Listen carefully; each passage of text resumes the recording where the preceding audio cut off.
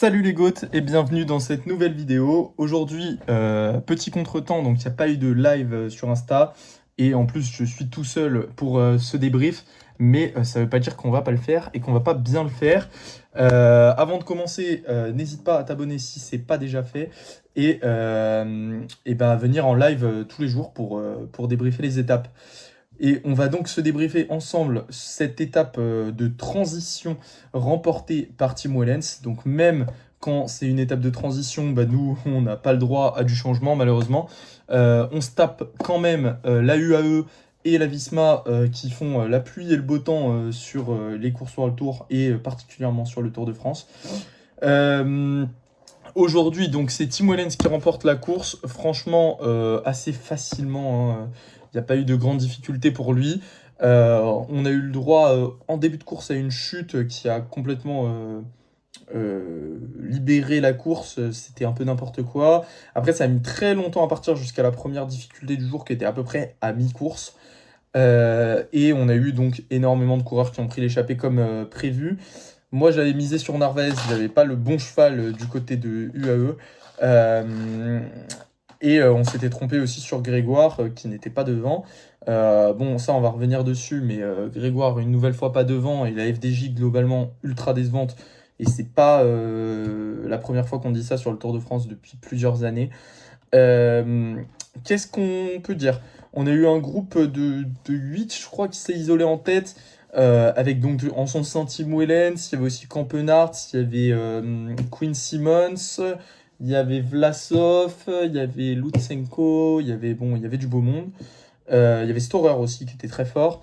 Et ensuite, à partir d'un certain moment, Storer a décidé de faire péter, mais il n'était pas assez fort. Finalement, il s'est fait reprendre par Quinn Simmons notamment, etc. Et dans la difficulté suivante, quand Tim Wellens a attaqué, là, personne n'a pu prendre la roue. De toute façon, c'était le plus fort. Il y avait, certes, on a entendu Marion Rousse nous dire que tactiquement, c'était bien joué, etc. Mais en vrai, je pense qu'il peut placer son attaque à peu près n'importe quand. C'était le plus fort de l'échappée.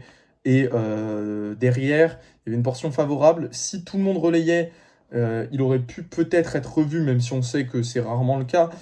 Là, on a eu Campenarts qui s'est décidé à faire le Golemont originel. On va me dire encore que je suis un hater dans les commentaires.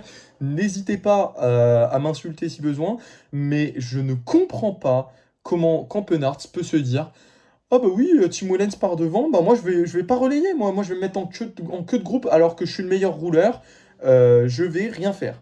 Donc bien sûr, Tim Wellens prend une minute d'avance. À ce moment-là, Campenard se décide à relayer parce que pourquoi pas? Pourquoi pas? Lui, il a fait une course de Golemont.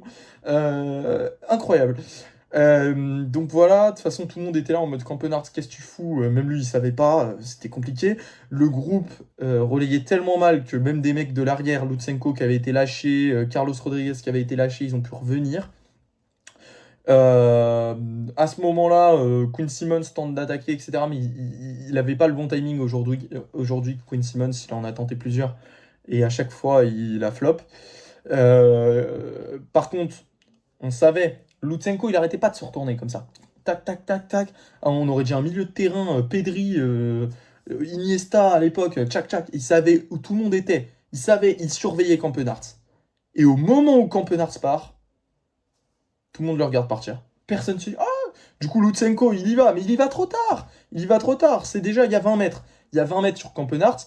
Si t'es pas dans la roue, ok, il a pas de jump. Par contre, une fois que t'es pas dans la roue, t'y reviendras jamais. C'est un mec, il avait le record de l'heure avant. C'est pas n'importe qui. Pourquoi? Vous savez ce qu'il va faire. Vous savez qu'il viendra pas avec vous au sprint.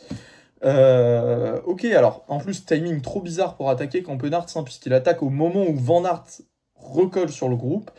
Donc voilà, pourquoi pas. C'était bizarre, mais bon, ça a marché. Du coup, pareil, on laisse partir Campenarts et puis on laisse un groupe de 10-15 coureurs revenir. Et puis derrière, voilà, moi j'étais à fond parce que j'avais mis peut-être 1 euro sur. Non, même pas, 50 centimes sur une cote à 50 de Paoles qui faisait podium, qui n'est pas passé.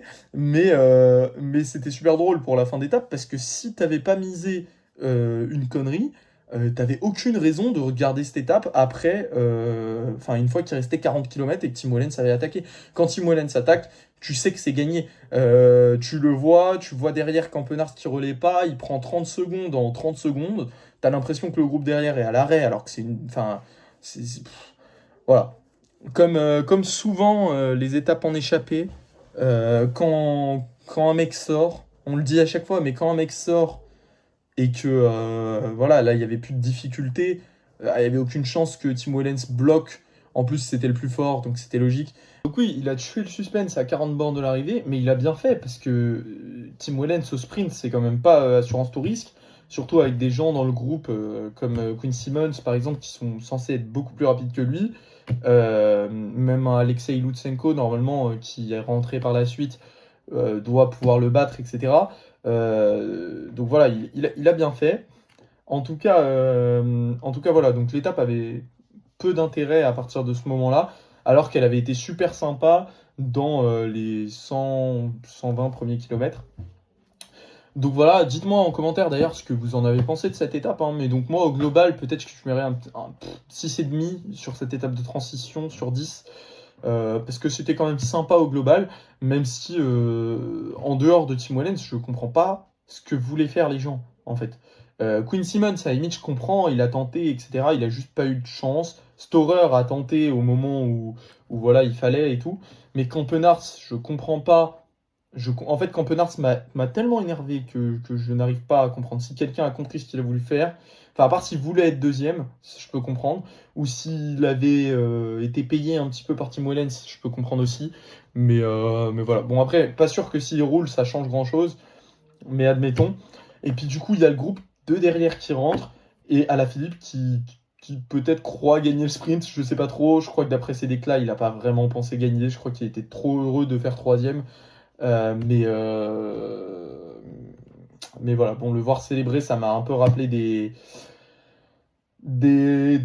mauvais jours, voilà, notamment à Liège-Bastogne-Liège, célébré alors qu'il n'a pas gagné et puis qu'il est déclassé derrière. Euh, Van Aert, encore une fois décevant. Axel Laurence, c'est vraiment dommage, puisque encore une fois, il est fort et il n'arrive pas à être devant. Voilà, après, il n'y a pas grand-chose à dire. Madouas, pour la FDJ, qui n'était pas assez fort encore aujourd'hui et qui, voilà, sa forme en troisième semaine est toujours hyper intéressante. Mais en troisième semaine, je ne sais pas s'il y aura trop des étapes pour lui. Et voilà, si on veut parler de la FDJ au global, quand le coup part au début, t'as que Clément Russo qui est dans le groupe. Alors que Clément Russo, enfin, il a sauté dès les premières pentes. Euh, donc c'était vraiment pas la bonne carte. Ensuite dans le groupe, donc il y avait Madouas et puis Guillaume Martin. Voilà, bon les deux trop faibles pour amener les meilleurs, pour accompagner les meilleurs, pardon. Donc ça c'est juste dommage. Et après, si on doit parler de quelqu'un d'autre, donc on avait Carlos Rodriguez qui reprend du temps et qui se replace 9e au classement général devant Ben Illy, donc il est revenu à 18 minutes. Ça fait mal à dire, mais il est revenu à 18-26 de Pogacar. Il reprend à peu près 4 ou 5 minutes.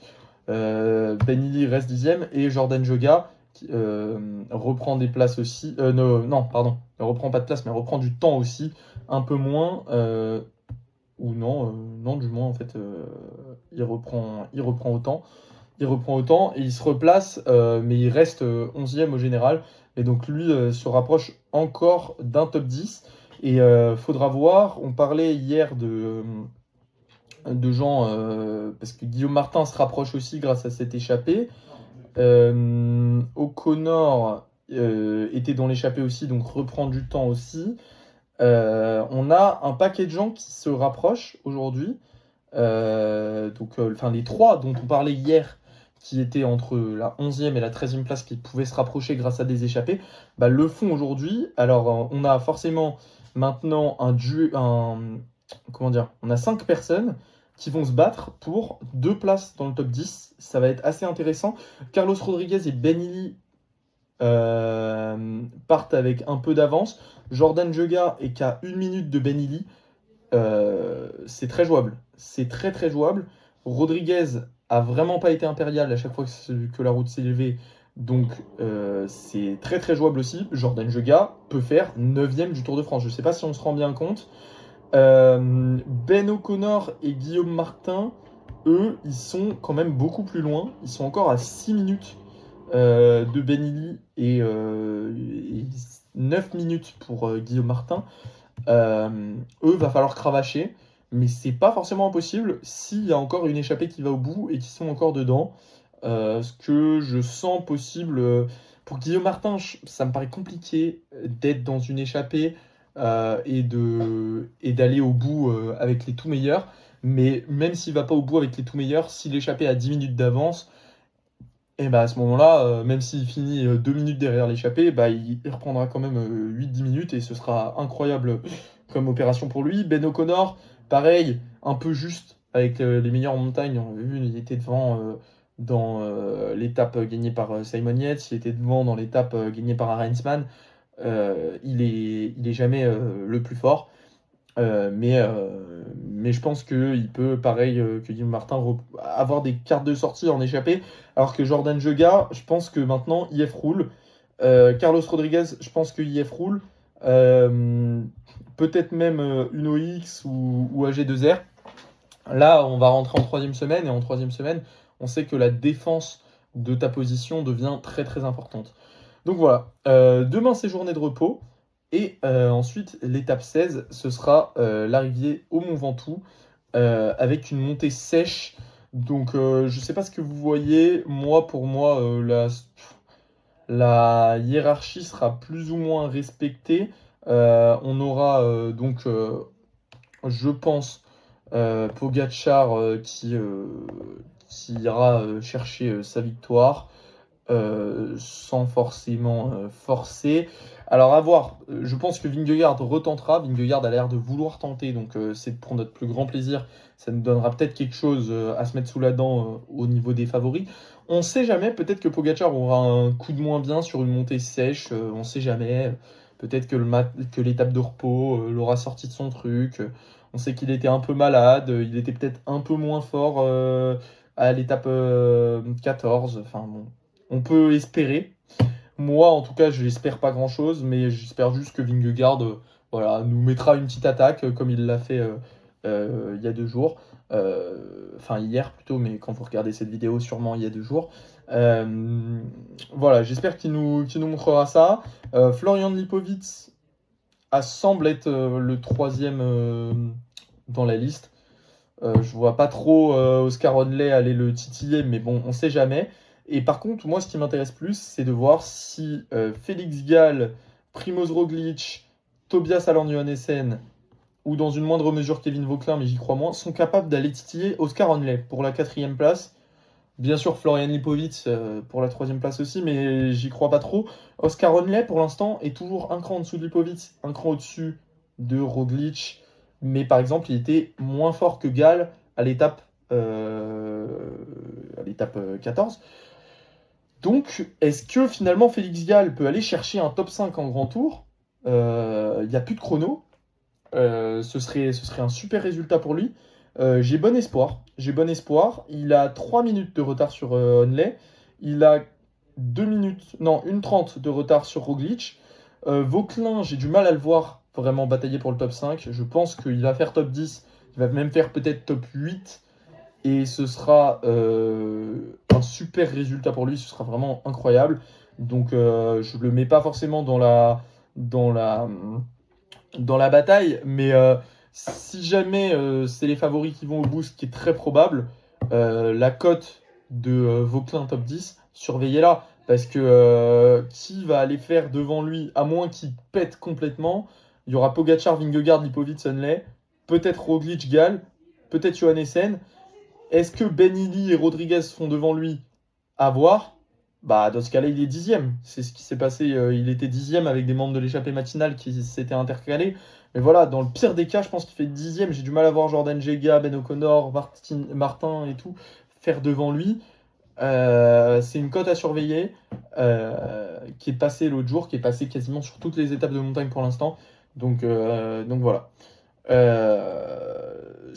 si jamais, je pense qu'il y aura peut-être des grimpeurs qui iront devant pour l'échappée, peut-être un Henrik Mas ou autre. Des mecs qui n'ont plus rien à jouer au général, peut-être qu'ils tenteront de prendre l'échappée. Mais je pense que c'est pas sur celle-là que l'échappée ira au bout. Et je pense que du coup, la plupart des gens réserveront leur force pour les Alpes, avec l'étape 18, notamment à Courchevel, l'étape de la Plagne, que Lenny Martinez notamment a dit qu'il visait. Et puis, c'est tout, hein, c'est tout en vrai, hein. Ça va être assez fou ces étapes-là. Donc voilà. Salut Egot.